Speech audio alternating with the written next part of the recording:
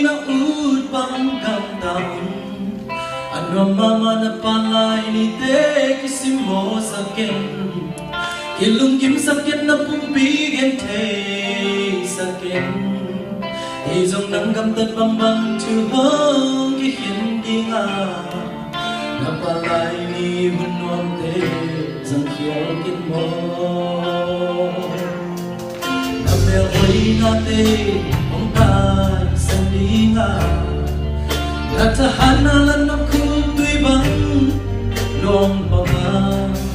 atul kikyo na lusang samahong kitang dinga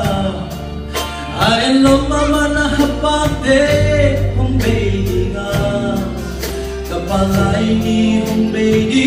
tinong may netin o maaring nakapit sa mga tite say tahan ay lumari say tahan ay kasikadi say tahan ay mabiyan sembedi say tahan hong kiam di na mehoy na hong kiam di nga pagpapang na palay niyong pimahi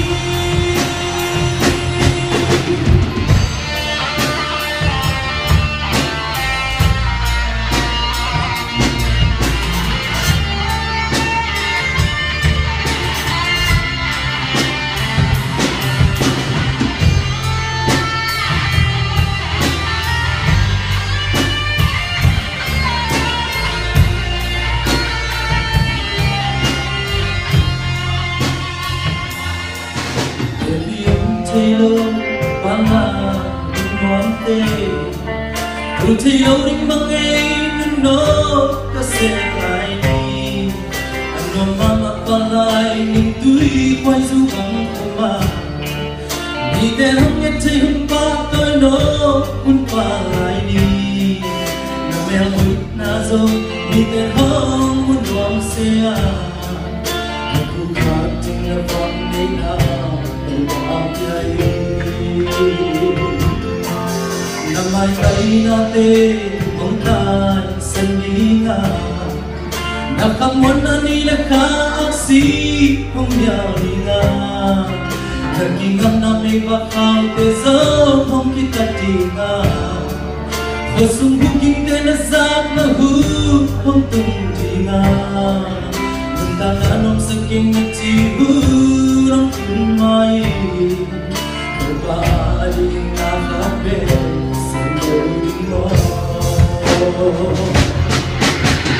say tahan ay lumaadi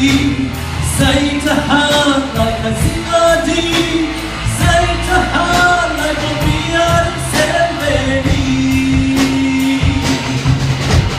say tahan na hong kiam di na mehoy na hong kiam di na pagpapang na palay ni hong Hasilan ko biyan na semi ang nagtahan ko na semi alay na bang pinapundingan ko sa ikahan na tumaadi